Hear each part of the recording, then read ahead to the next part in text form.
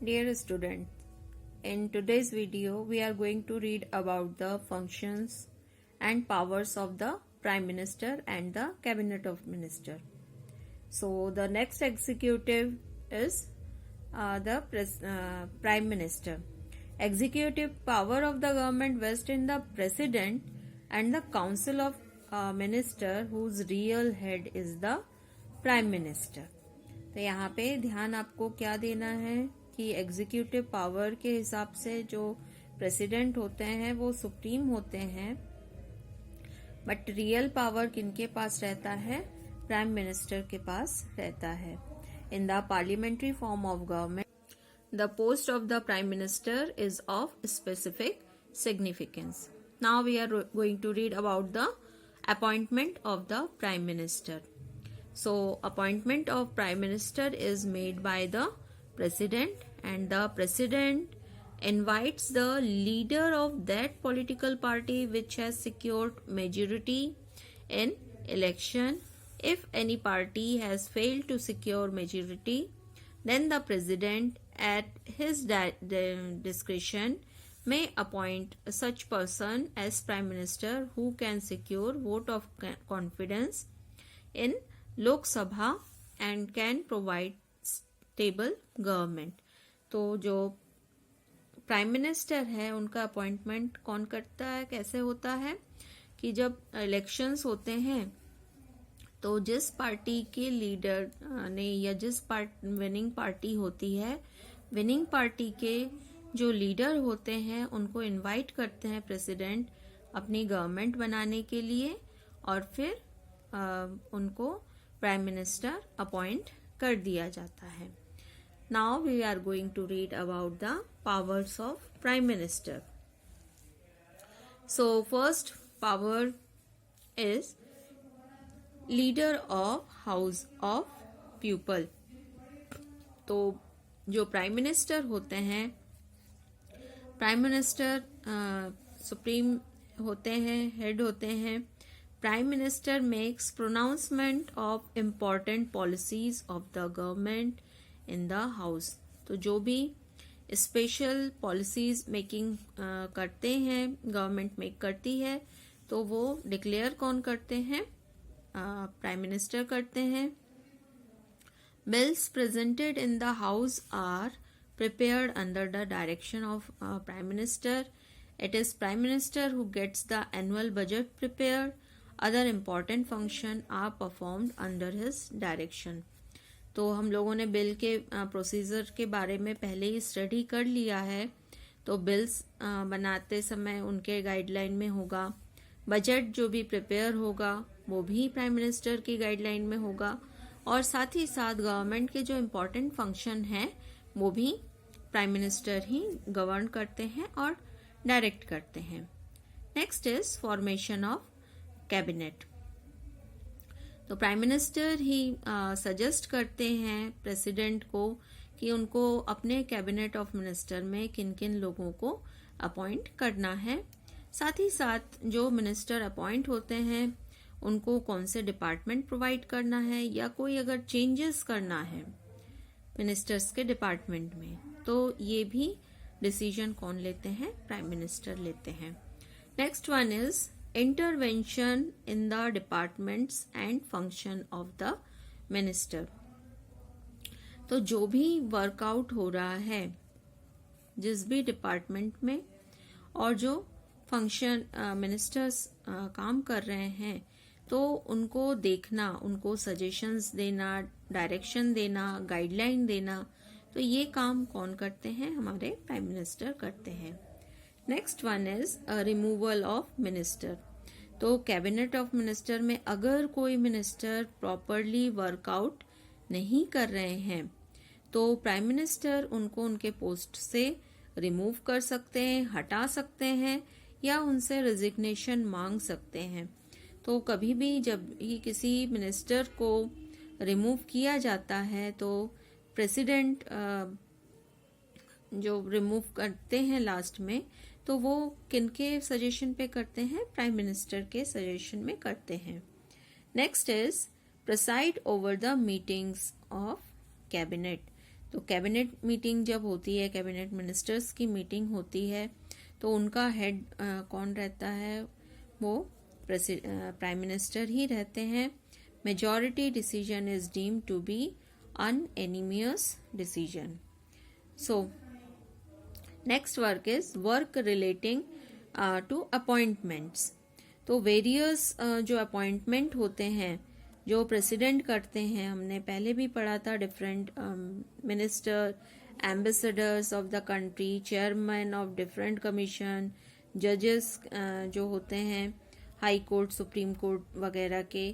तो प्रेसिडेंट जो एडवाइस लेते हैं वो किन से लेते हैं? प्राइम मिनिस्टर से एडवाइस लेकर ही वर्कआउट करते हैं. Next one is authorize spokesperson of the government. तो गवर्नमेंट जो भी वर्कआउट कर रही है, उसकी जो भी फॉरेन कंट्रीज के साथ रिलेशन है, तो प्राइम मिनिस्टर ही ऑथोराइज स्पोक्स पर्सन है. जो भी डिसीजन मेकिंग की जाएगी, जो भी पॉलिसी मेकिंग की जाएगी related to the foreign country, तो जो बात हमारे प्राइम मिनिस्टर कहेंगे वही मान्य होगा. Next is general election actually prime minister election. ये पॉइंट आप समझें कि जो हमने पढ़ा था कि प्राइम मिनिस्टर किसको इलेक्ट किया जाता है? जो मेजॉरिटी वाले लीडर होते हैं, यानी जो इलेक्शन जीत कर आए हैं, उनके जो लीडर होते हैं उनको प्राइम मिनिस्टर अपॉइंट किया जाता है.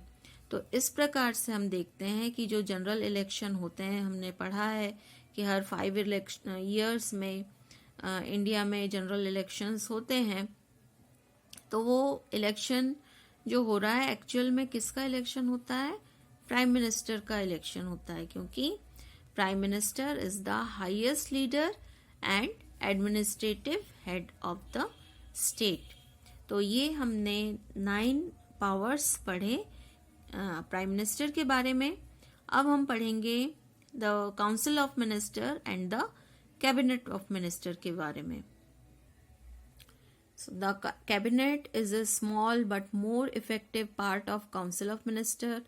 The council of minister comprises of prime minister and all other members. Ministers are 3 categories.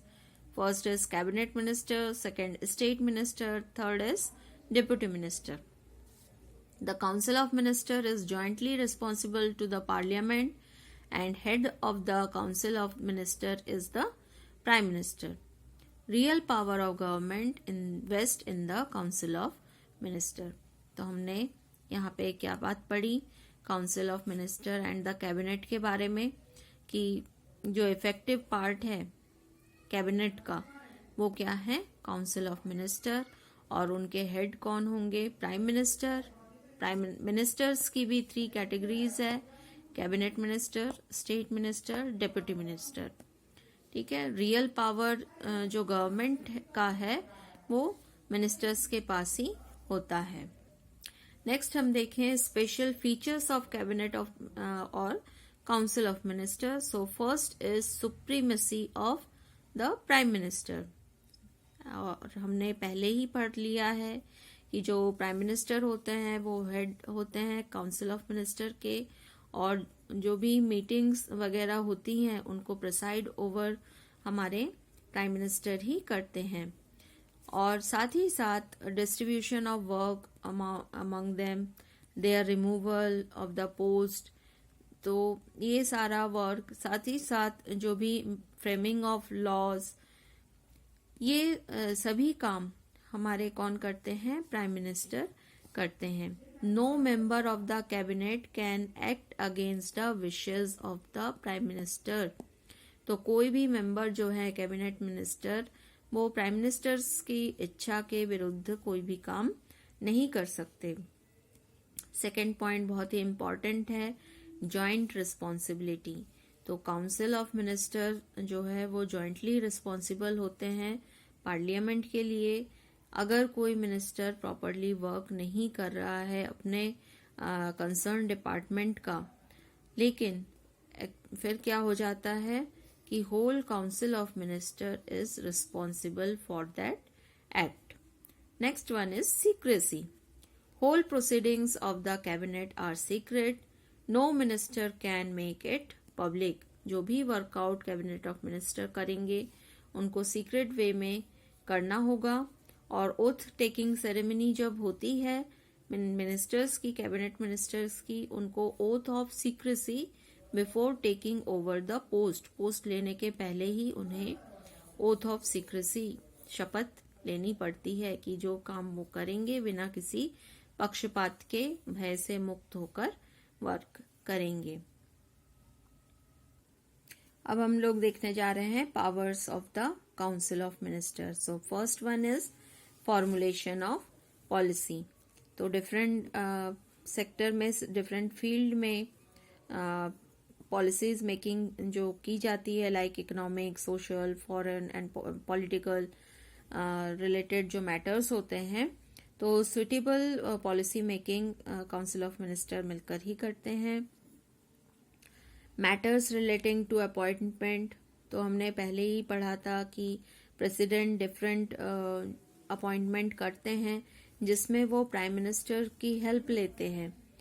तो जो भी इम्पोर्टेंट अपॉइंटमेंट होते हैं जैसे governors, ambassadors, chairman and members of various commission, attorney general, तो ये कैबिनेट ऑफ मिनिस्टर मिलके बैठक करती हैं, सिटिंग करती हैं और उसके बाद फिर जिनको भी अपॉइंट किया जाता है उसके बारे में सजेस्ट प्राइम मिनिस्टर को करते हैं और प्राइम मिनिस्टर उस बारे में फिर अपने प्रेसिडेंट को बताते हैं। Next one is matters relating to finance.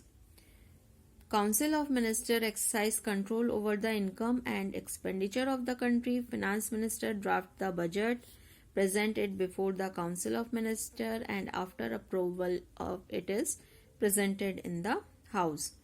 तो जो फाइनेंस से रिलेटेड मैटर होते हैं वो फाइनेंस मिनिस्टर उसको वर्कआउट करते हैं। फाइनेंस मिनिस्टर ही बजट ड्राफ्ट प्रिपेयर करते हैं। अगर कभी बजट पास नहीं हो पाता है तो उस कंडीशन में पूरे कैबिनेट को एक साथ रेजिग्नेशन देना पड़ता है। Next point is advice to the president.